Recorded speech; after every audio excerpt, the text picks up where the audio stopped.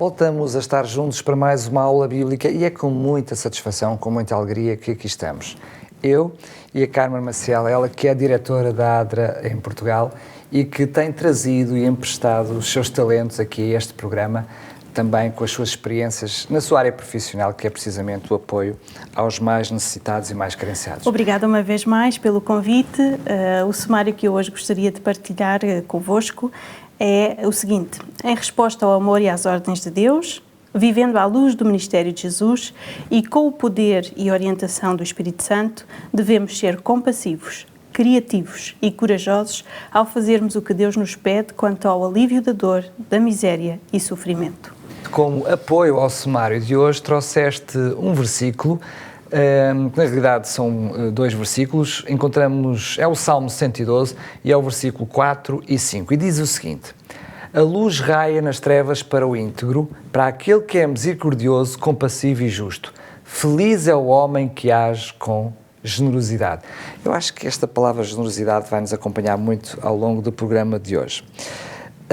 Quando nós vemos os exemplos de ensino de Jesus, nós vimos que Jesus deixa bem claro que aqueles que escolhem a viver como membros do reino de Deus, aqueles que são considerados seus filhos, têm eles mesmos um conjunto de prioridades, um conjunto de valores que se distingue daqueles que não seguem Jesus, que não reconhecem Jesus como seu mestre.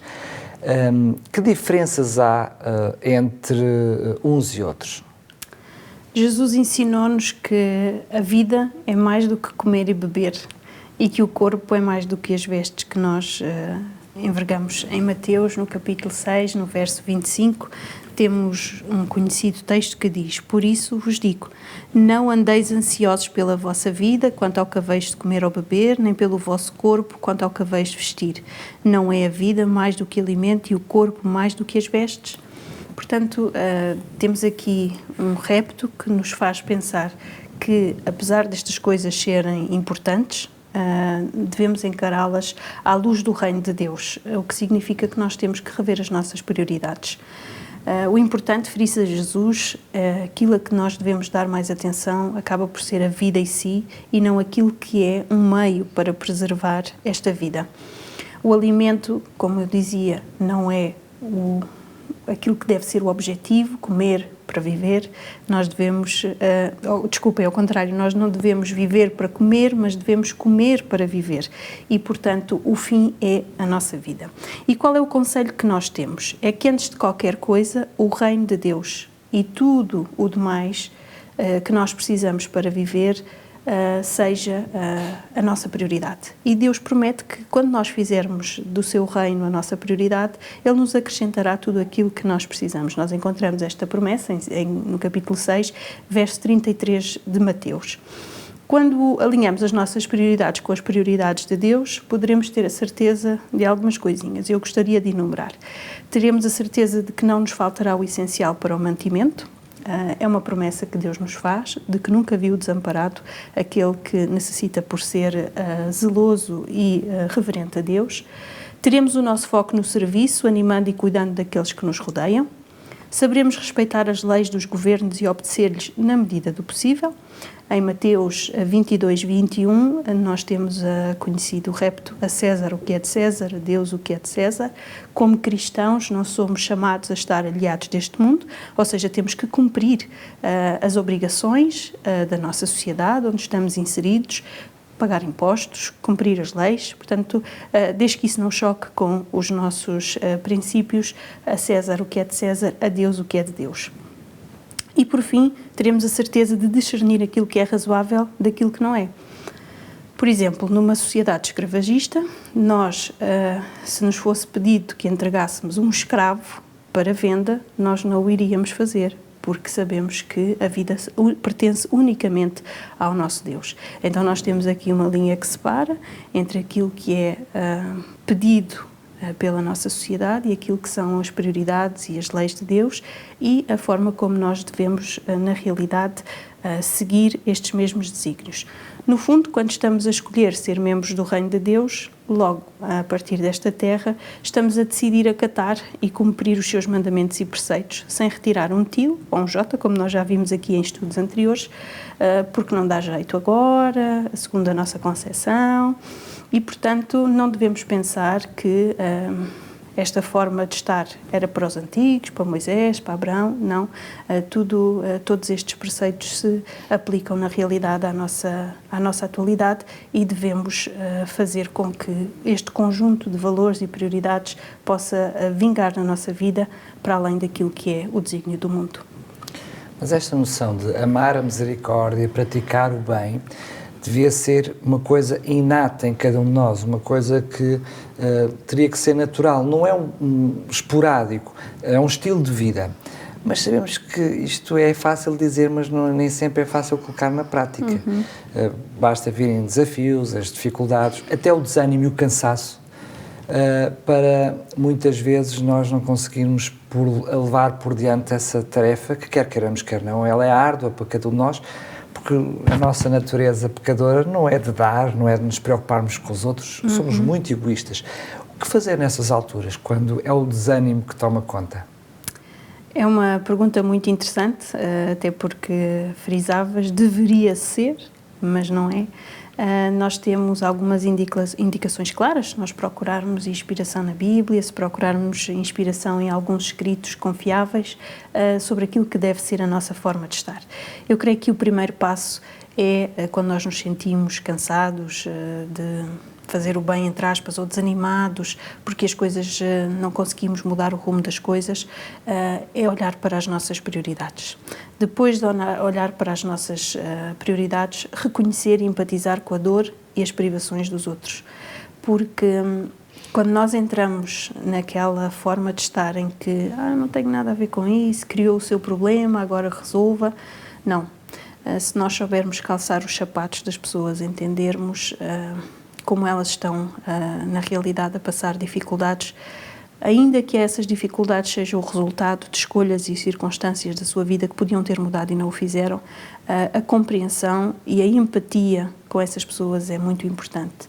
Depois, se achamos que não estamos a conseguir agir pelas nossas capacidades ou através dos nossos meios, nós devemos buscar formação para saber como devemos agir. E muitas vezes há algo que nos sobrecarrega, que é o facto de nós não sabermos encaminhar. Nem tudo está nas minhas mãos resolver. Se me chegar a mim um caso de violência doméstica, em que na minha associação, ou na minha igreja, ou onde quer que eu esteja inserida, eu não tenho capacidade, então eu vou pesquisar qual é a entidade nacional reconhecida para o efeito e vou encaminhar. Não há mal nenhum nisto. Até nas respostas sociais. Exatamente. Deus não quer, ou seja, não espera que nós tenhamos a resposta para todas as carências do mundo, mas felizmente vivemos numa sociedade onde existem algumas respostas sociais. Se eu tiver conhecimento de onde é que estão essas respostas sociais e como encaminhar as pessoas para essas respostas... Estará meio caminho andado, exatamente. Depois nós devemos orar por dois motivos. Primeiro, para pedir orientação sobre aquilo que devemos fazer, e depois devemos orar pedindo interceder por aqueles casos difíceis que não estamos a conseguir resolver ou que nos estão a levar ao cansaço. Deus pode agir e interferir na vida destas pessoas. Algo muito interessante vem em seguir: gerir as expectativas. E estou a falar de gerir as expectativas, as minhas e as das pessoas que estão a ser ajudadas. Porquê? Já tenho ouvido muitas pessoas, por vezes, dizer: está a pedir comida, mas dinheiro para o tabaco tem que deixar de fumar para eu ajudar.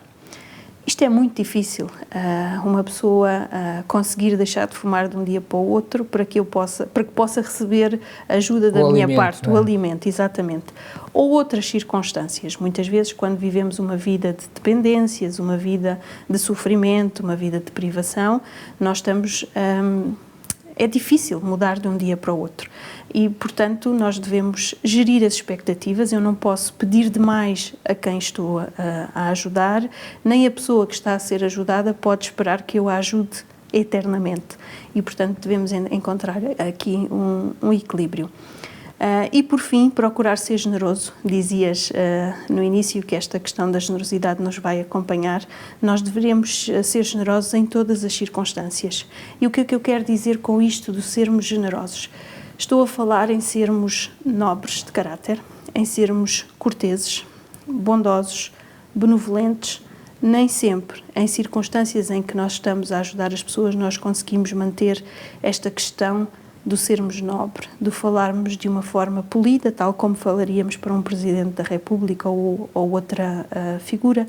Nós devemos encarar os necessitados da mesma forma, com o mesmo respeito e, portanto, procurarmos esta generosidade que vem acompanhada destas características, irá ajudar-nos a suavizar a forma como nós encaramos esta situação, para que possamos sentir um alívio também na forma como devemos agir.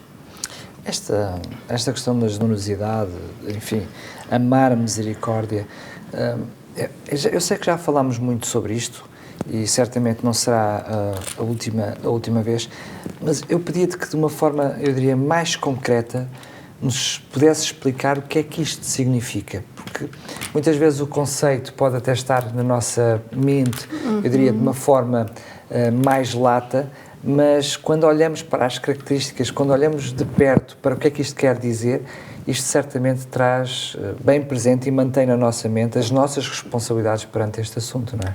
Sem dúvida. Creio que já aqui uma vez abordámos este assunto da diferença entre o ser solidário e o ser generoso. Ouve-se muito falar na nossa sociedade de que devemos ser solidários. A solidariedade muitas vezes está na moda, na crista da onda, como nós costumamos dizer, mas é uma solidariedade por vezes superficial. Sem o envolvimento. Sem o envolvimento, exatamente. E quando nós falamos em generosidade, nós estamos a falar destas características que acabávamos de enunciar na questão anterior, estamos a falar de nobreza, estamos a falar de bondades, de ser compassivo, estamos na realidade a falar de algo que vem do interior e que é muito mais além do que dar uma nota para uma causa, do que ir levar um saco de alimentos. Estamos a falar de um estilo de vida, até já aqui abordámos em estudos anteriores também. Portanto, esta questão da generosidade acaba por ser um estilo de vida que resulta do meu coração transformado, que eu quero assemelhar ao caráter de Jesus. Mas envolve também o outro, não é? Muitas vezes pensamos que quando ajudamos alguém apenas suprimos uma determinada necessidade. Mas quando nós olhamos para a questão da generosidade, se o meu ato mudar também o interior daquela pessoa, ou seja, trazer àquela pessoa maior dignidade humana, isso também nos ajuda a perceber a diferença entre apenas um ato de solidariedade e um gesto que é de generosidade, não é? Sem dúvida. Nós podemos fazer essa diferença e podemos também fazer a diferença na nossa vida. Claro. Às vezes nós não pensamos muito nisto, mas a generosidade muda e transforma não só quem recebe, mas muda continuamente a pessoa que está a praticá-la. É uma bola de neve, não é um processo? Exatamente. Quanto mais damos, com o coração transformado e abnegado, mais vontade temos de o fazer. E isto é uma grande alegria para nós, porque a Bíblia, em 2 de Coríntios, no capítulo 9, verso 7, diz que Deus ama ao que dá com alegria. Aquele que faz da generosidade um aspecto crucial da sua vida cristã. Isto é tão verdade, desculpa lá ter interrompido, é tão verdade. Eu tenho dentro não só do seio familiar, mas também do rol de amigos, enfim, pelo interesse nesta área, de pessoas que reconhecem uma dependência em ajudar. Exatamente, mas quando estamos a falar de uma adição mesmo, exatamente pelo bem que lhes faz o ato de dar. E isso leva-os a que não conseguem parar, ou seja, pela satisfação, pela paz interior que lhes provoca na vida. Daniel, fossem todas as adições essas, não é? Claro. Estaria o mundo muito melhor, o sofrimento seria muito menor e, portanto, seria um grande alívio se toda a nossa dependência fosse essa. Penso que já falámos dela aqui umas aulas atrás, a Dorcas devia ter um tipo de adição dessa. Exatamente. Gostaria apenas, ainda para terminar esta questão sobre refletirmos da generosidade, que nós devemos inspirar-nos em Deus, que, aliado à nobreza do seu caráter, entregou Jesus Cristo para nos salvar. Portanto, a sua generosidade acaba por ser a fonte da esperança cristã. Por outro lado, Jesus Cristo, aquele que foi enviado, também nos deve guiar, inspirar pela sua generosidade, porque Ele morreu por mim e por cada um daqueles que me rodeiam, para que nós tivéssemos as melhores condições possíveis. A generosidade, poderíamos até dizer aqui, deveria ser a marca d'água da vida do cristão. Ela deveria ser ampla, ou seja, não estar no mínimo dos mínimos, fazer o mínimo dos mínimos, ser corajosa, capaz de romper barreiras, de vencer desafios, de inovar, e, por outro lado, abarcante, não estar confinada a um grupo de pessoas ou circunstâncias. Para a maioria das pessoas, como tu dizias há pouco, a generosidade não é uma coisa natural, portanto temos de a trabalhar, temos de a cultivar, temos de a regar todos os dias, tal como fazemos com as nossas flores, pedindo a Deus que transforme o nosso coração e nos dê esta capacidade de ir além do superficial. Já falámos, penso que numa das aulas no passado, sobre este assunto, mas eu gostaria de frisar aqui novamente que muitas vezes pode até estar na nossa mente presente a forma de ajudar, e vem logo à mente a parte prática, os bens materiais, enfim, é aquilo que normalmente, porque estamos a falar das necessidades básicas, mas há outras necessidades que muitas vezes nós vemos da mesma maneira, sobretudo quando estamos a falar de situações em dar voz àqueles que são os mais desamparados na sociedade. Eu utilizo a palavra desamparados porque estamos a falar de um leque muito vasto de áreas, não estamos só a falar na área social, mas na saúde, entre muitas outras. De que forma é que nós, como crentes, como cristãos, seguidores do exemplo de Jesus, nos devíamos envolver em dar voz, em sermos proativos, não é só ativos, mas sermos proativos para que estas injustiças sociais possam cessar, mas sempre sem comprometer aquilo que são os nossos princípios. O sábio Salomão tem uma afirmação muito interessante em Eclesiastes 3:7, em que ele diz: há tempo de estar calado e há tempo de falar. E o repto aqui para nós é, na realidade, encontrar o equilíbrio entre os momentos em que nós devemos permanecer calados perante uma situação e os momentos em que nós devemos erguer a nossa voz. Na realidade, se nós olharmos para a ação da Igreja, muito nos apercebemos da alegria que as pessoas têm em ser as mãos, os pés de Jesus, correspondendo ao chamado prático em favor dos outros. Contudo, isto não é suficiente, como tu dizias há pouco. Homens e mulheres têm tido ao longo da história da humanidade a oportunidade de serem a voz dos mais desprotegidos e lutar pelos direitos dos mais desprovidos. Quantas vezes é que nós já tivemos esta oportunidade de o representar neste sentido, de ser a sua voz, o que é uma grande responsabilidade, e quantas vezes é que nós já o fizemos na realidade? Terá a Igreja, ao pensarmos nisto, errado por excesso de silêncio, quando na realidade podia ter sido ouvida para a defesa de algumas causas? Estamos a fazer aquilo que está ao nosso alcance? Ao erguer a nossa voz, nós estamos a cumprir a missão da Igreja, como tu bem aqui frisavas. Eu gostaria de partilhar convosco uma reflexão trazida pelo nosso presidente da ADRA Internacional, Jonathan Duffy, num manual de estudo que aqui já frisei sobre a ajuda aos necessitados, em que ele diz assim: os adventistas do sétimo dia creem que ações para reduzir a pobreza e as suas consequentes injustiças são parte importante da responsabilidade social cristã. Como comunidade espiritual, os adventistas do sétimo dia defendem a justiça para os pobres e erguem a voz em favor dos que não podem defender-se e contra aqueles que privam os pobres dos seus direitos. Nós colaboramos com Deus, que fará a justiça última para todos aqueles que vivem em privações. E, portanto, nós devemos ser cooperantes. Nós já vimos, quando estudámos o livro de Provérbios, não sei se estás recordado, em Provérbios nós tínhamos muitos versículos que nos apelavam a que nós pudéssemos envolver-nos na causa da viúva, na causa dos órfãos e por aí fora, para que os pudéssemos defender.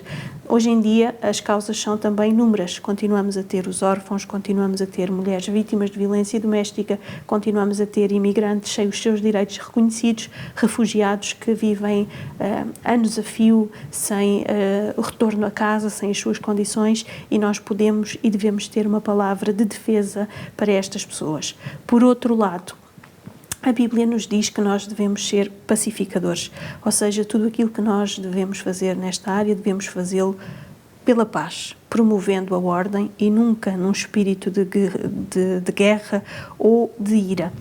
E Deus nos capacita para isto. Quando nós queremos distribuir a paz, nada mais, nada menos devemos fazer senão distribuir aquela paz que Deus promete em João 14:27. Deixo-vos a minha paz, não a paz que o mundo vos pode conceder, mas a minha paz. Portanto, uma paz interior de extrema relevância. Eu creio que nós já aqui, não sei se foi no estudo 8 que falámos disto, que devemos ter uma linha que separa aquilo que é a nossa ação